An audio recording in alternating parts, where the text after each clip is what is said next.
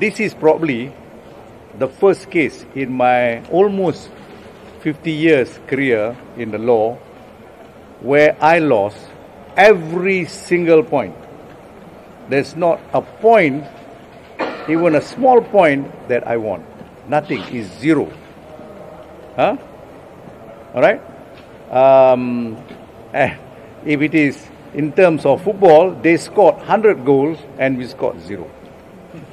It's a perfect result for the prosecution. But having said that, I'm looking forward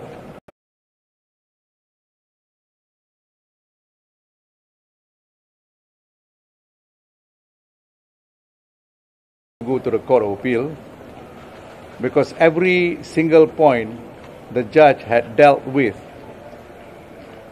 has been dealt with in a manner where our cross-examination of the witnesses, where our defense have not been examined by the judge.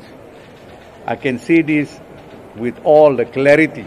I'm not saying this immediately after a battle and we come out not thinking straight. No. Throughout the reading of the judgment, we kept on being disappointed with every point that was handed down by the learned judge. I don't want to go too much on it.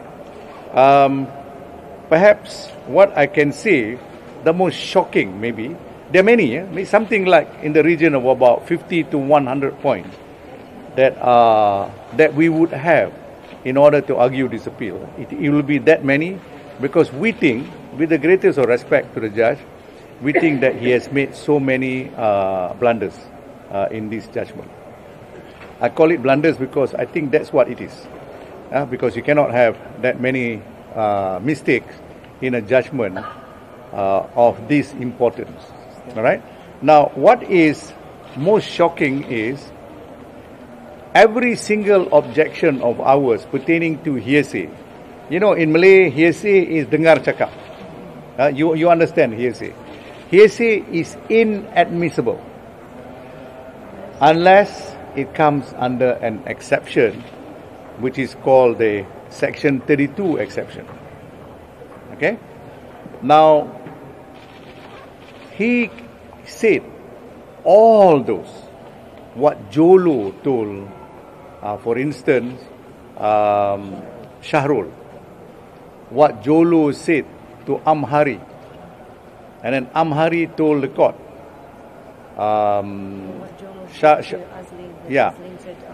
Yeah, all this, not only one layer of hearsay, but many a time they are double hearsay, sometimes triple hearsay.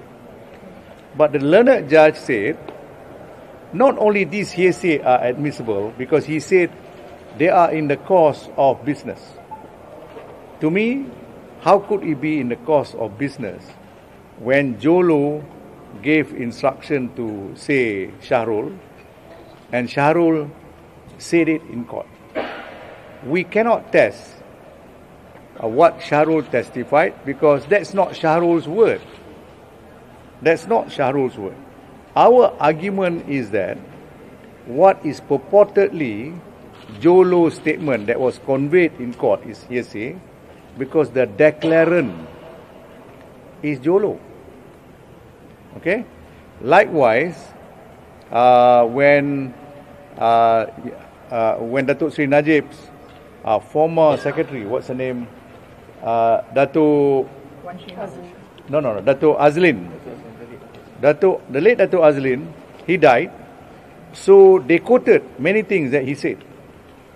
And the court again said that it is in the course of business. That to us is not true at all because we have got a federal court case, nothing less, federal court case that defines what is in the course of business. It has got to be a system of path where you can say, okay, this establish the way the business is done in this particular institution. Whereas this is not. This is berceramuk. You know, Jolo said this, Azlin said that, All these were admitted, and we find this very shocking. But he also said, double hearsay also can be accepted, because he said the law does not prohibit it. Whereas we have read the case law to the court where double hearsay is certainly a total no-no. Hearsay can only come in if it is under Section 32 mere exception, or under the rule, common law rule called Subramaniam rule, which is a Privy Council rule.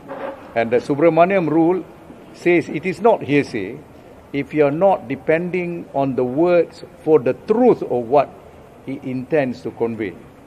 The message, if you want to rely on the truth of it, you cannot. But if you are relying on the fact that it was made, only that the words were made, that's okay. But you must have a certain other condition.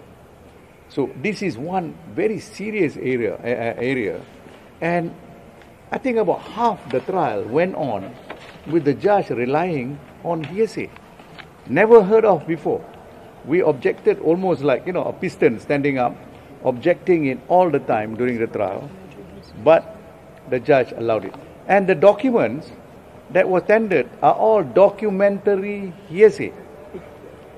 There's no proof of the original, unlike other cases, and yet the judge admitted it. This is to give you an example of what we mean by a trial that we don't expect the kind of path that the learned judge have taken. Okay? I don't know whether I should go maybe 2 or 3 more examples to you. You remember I have told the judge during the trial he should recuse himself because the prosecution is calling who? Jasmine Lu. Remember? And Jasmine Lu was a former partner of the judge in his previous law firm, which was sorry? Zain and Co. So they were partners at the same time. So when you are partners, you share a lot of information, you share a lot of friendship, and so on and so on and so on. I said, surely you cannot be independent when Jasmine Lu gave testimony. You cannot be impartial. But he told me, I can be impartial if Jasmine Lu is going to state something which is untrue and she's got no credibility, I will pronounce it. Okay? Now here we have very important factors. Jasmine Lu had escaped from this country and has been on the run. She was a fugitive. She negotiated after many years of running around because Joe Low maintained her and she was on the run. She was on the run and therefore she didn't come back. So finally when she chose to come back is when she became Pokai. She didn't have much money because Joe Low was maintaining her overseas. Alright? Now, to begin with, this is difficult character, isn't it? Person who runs like Joe Low. Joe Low hasn't been caught, but she surrendered because she could not tahan anymore. Secondly, she claimed that she saw something in London, in a hotel, and she said she walked in, Joe Low was there, Dr. Sam was there, and there is another Chinese character, what's his name? T. Kok Thiam, who died subsequently when he came to Malaysia.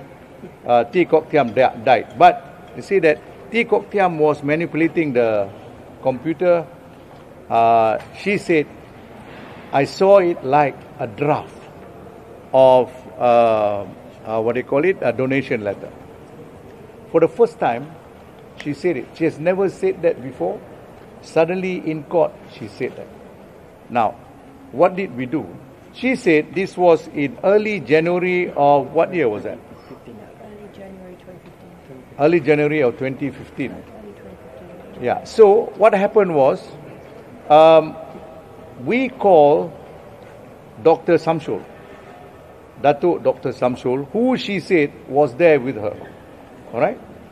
And Dr. Samsul said, and proved by way of his passport, that he was never in London in early 2015. Never. The earliest he went to London was sometime in July of 2015. But even then, it was not to the hotel, but to another function. Now, he challenged, in fact, Datuk Samsul challenged the prosecution to go and find out from the immigration whether his testimony about leaving Malaysia in only July and not in early 2015, he challenged them, but they did not go and check. Okay, they didn't take up the challenge. So his testimony stands unrebutted. Now, mind you, Dr. Samsul is a character that has not been impeached. His testimony has been straight. He's a medical doctor, and he was doing the CSR and humanitarian work. Whenever there is anywhere that requires his assistance, he'll go and assist. And he also provides medical assistance. But in spite of that, the court accepted Jasmine Lu's testimony over Dr. Samsul. So we find this very strange. A person who has taken a few 100 million ringgit worth of things from one MDB, that's Jasmine Lu. Dr. Samsul never took a single cent. He was just a straightforward witness. The judge preferred Jasmine Lu's statement and testimony. So that is a second example that we want to show. And you remember we called Brian Chia? Brian Chia is a very senior lawyer. In fact, at one time he was the most senior partner in Wong and Partners. Wong and Partners is one of the biggest law firm in this country. Yeah. So what happened was Brian Chia came and said that what Sharul has testified about certain transaction was not true, because he was the lawyer who was being briefed by Jolo as well as Sharul when he came to London at their invitation. And he gave instances that really show that Sharul was a liar. With emails that he produced. He produced impromptu emails. That means emails that were produced on the day events transpired, which is many, many years earlier. And luckily he kept it, because he as a typical lawyer, he kept it in his file, and he produced it. Now, yet, the court found Sharul to be more credible. Strangely, the learned judge did not touch at all about Brian Chia. Brian Chia's statement was not even considered. Okay? So I think three examples that I give you is more than enough, because I've got about 60 or 65 of those points. Some of them are even bigger than that. Okay? So basically we are appealing on Monday. We are looking forward to argue this matter in the Court of Appeal. In fact, although I'm sad for my client, in many ways I'm happy, because the more blunder I think a judge makes, the better are our chances.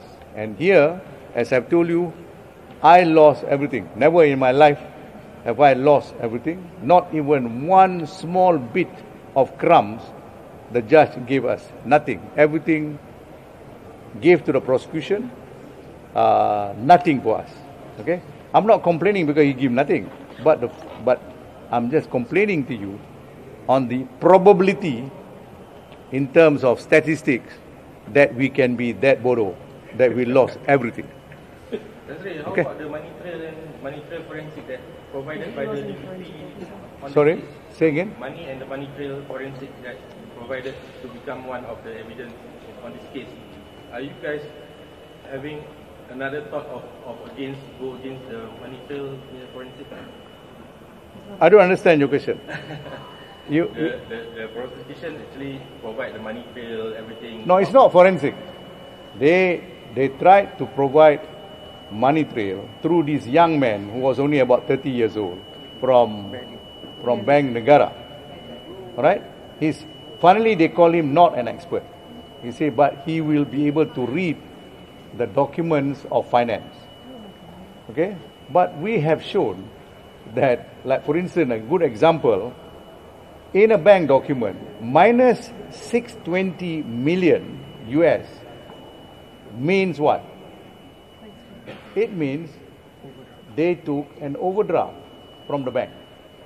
So the 620 never came to Datuk Sri Najib from, from one gil. It came from an overdraft which somebody took from, Tano took from Falcon Bank. So if that money is an overdraft, how can it be dirty money? Datuk Sri Najib wouldn't know where the money come from, but the fact that it came to him, as he said, as promised by the Saudi king. Okay, so the source is not illegal. Thankfully, just now the judge said that the Arab donation letters were fake, right? Yes. So what's your opinion on that? Okay, I dealt with the question of Jasmine, because Jasmine made this bizarre claim that although she said she's not part of the forgery, she's trying to say it is forgery, but she said I'm not part of it. But I walk in and I saw three gentlemen, Jolo, Ki Kok Tiam, and Dr. Sam was there, all depan computer, monitoring it, and yet they allow her to be there. You just imagine. She said, I'm not part of it. Why should these three gentlemen allow her to be there and expose their wrongdoing to her? Okay? This is over and above the fact that Dr. Shamsul has actually said that this is not true because he was never even in London at that time. Yes. Yes. And then Ki Kok Tiam, before he died, statement was taken. MACC never asked him about this. I mean, if he is the person doing the the drafting of the forged document in the monitor and the computer, how come he never said it? Such a big point. Okay, now, every single one of the 4 donation letters, mind you, reach M-Bank. Joiner Yu said so.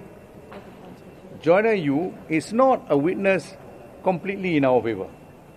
But Joiner Yu said, I can only act to receive money, so-called donation money, provided there is supporting document. So the Forex department, why Forex department? Because they have to do the exchange of the money when they receive it in US dollars or they receive it in some other currency. They have to do the exchange. Forex receive it. Another Chinese officer, what's his name? Yap. Now his name was Yap. I forgot the rest of his name. Yap testified he received it, and there is a chop on every one of the 4 documents of M-Bank receiving it in that section. So Joanna Yu said, I receive it. Every time one of the 4 letters come, I receive it. What I did was, I pass it on to the CEO, what's her name? Chia Teck Kwang. Chia Teck Kwang testified. He said, I saw all the 4 letters as and when it came. And Chia Teck Kwang did something wonderful. He took it and went to see the governor of Bank Negara, Tan Sri Zeti. By the way, Tan Sri Zeti's name also not mentioned today. Not mentioned at all today, in spite of the fact that I thought Tan Sri Zeti and her entire family should be indicted for serious corruption. But Tan Sri Zeti's name not mentioned. But Chia said, I gave to Tan Sri Zeti. Why? Because, in fact, he said, I provided copies. Because I needed to tell Bank Negara that these monies, big amount, are coming into a private account of the Prime Minister. So he said, I took it very seriously. It's no joke. When a Prime Minister of the country receives a few $100 million US, it's not joke. So he said, that's why I have to report. And Zeti took notice of that and say, okay, don't leave this document on my table, give it to the deputy. All right? Now, in the light of that, who do you prefer? Jasmine Lu, who suddenly shouted, oh, I saw a forgery when it is non-credible, as opposed to, because Tan Sri Zeti also testified, in spite of her being very much a witness that I'm against, I was cross-examining her very harshly, she had to confirm that she saw the donation letters because it was provided to her. Okay? Now, Chia Teck Kwang said there were these letters. Joanna Yu said yes. Yap said yes. So, what are we going to do when a judge rejected all these witnesses in favor of Jasmine Lu? Why is the judge so much in favor of Jasmine Lu? Question mark. Okay?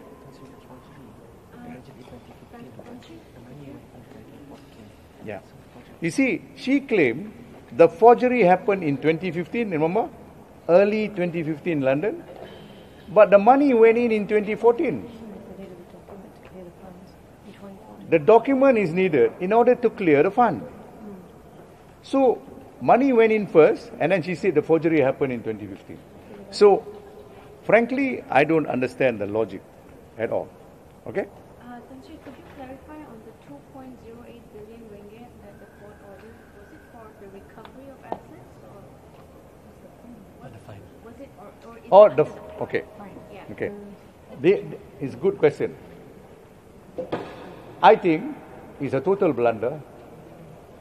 That fine under Section 55 can only take place if you can prove that the amount that Datuk Sri Najib took was never recovered. Okay? Did they prove it? We have shown that they have recovered a lot more than what they lost. There was no proof of lack of recovery. So how could you invoke Section 55? So you must ask me, I suppose you will be thinking, why is it Tan Sri Shafee borrow? Why didn't you object? I didn't object because if the judge is about to make more mistakes, I let him make more mistakes. It's not my duty to correct him. Yeah, he should know that that's not the correct way to do things. So it's not going to be included in the fine, right? It is included in the fine. The order is there, but we are appealing. So that means it's 11.4 plus another 2.1. 13.5 The billion.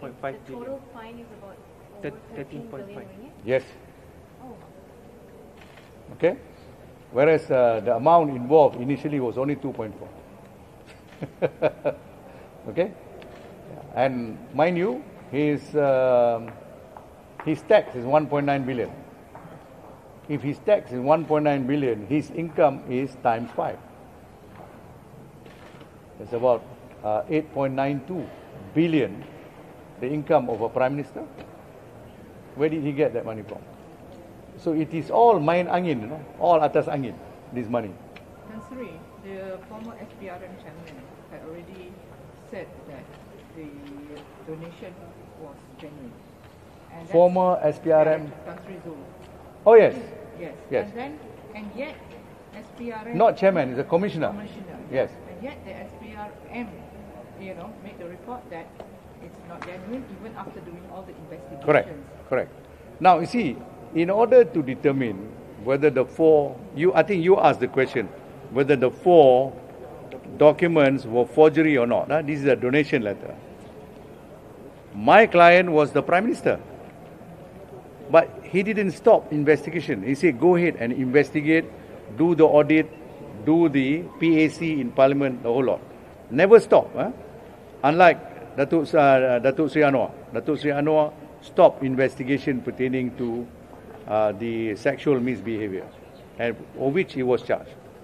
Now, but in our case, the investigation by MACC proceeded, And how did they do it? They, together with Attorney General Chambers, proceeded to go to Riyadh, the capital of Saudi, in order to meet the two princes. One of them or both of them signed the document of donation, the donation letters. And when they went there, the group of them were treated super well. They were in a palace, and they were even taken to do their umrah in a private jet belonging to the Saudi government. Nobody can do this just like that in Saudi unless you're part of the royalty or government. So came back, and they met all these prince and princess, met there, and they interviewed. They interviewed and they took a statement from the representative of the prince. All these were done by MACC. So they showed the 4 letters. The prince confirmed, yes, this is my letter. But because he has got immunity, as a prince, he's got immunity, he was not willing to be a witness. You can understand it. Because he doesn't want to be a witness, he said, I won't give you a statement, but my representative, my lawyer, nama Koman will give you the statement. So Koman's statement was taken there and then with the king in the hall. Sorry, the prince in the hall. So now, all these were done by whom? By MACC dengan AGC. AGC was represented by, at that time, Dato Zulkifli, who became Tan Sri Zulkifli and became the became the commissioner of MACC. All right? And then you have the entire bunch of MACC officers, including Tan Sri Azam. He was then not the number 1 in MACC. He was, I think, Dato Azam. They all went to interview. So the judge said the way they investigated in the palace was not satisfactory. Why blame my client? My client didn't do the investigation. It is MACC dengan AGC. Why blame Datuk Sri Najib? Yeah. If you are not happy, why not investigate further? You see the point? Nobody stopped them from investigating. Datuk Sri Najib certainly did not stop. Okay? Anything else? Yeah, can have clarity on the jail sentence. How many years and running concurrent? Okay, that one, Farhan is the expert. He recorded it. Okay. Let me ask him. No, you say it. You already said it. Okay. Okay. Okay. With respect to Section 23, punya offence, which is 4 charges, 15 years each imprisonment.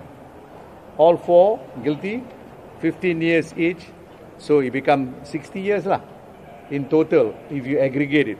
But each of the 15 years run concurrently, run bersama. So in physicality, you serve only 15 years. Okay, that's number 1. Number 2, the fines that was executed in relation to that 23(1) offence, I cannot give you the perincian, I cannot give you the details, but the total is 13.47 billion ringgit. Staggering, 13.47 billion. Okay, then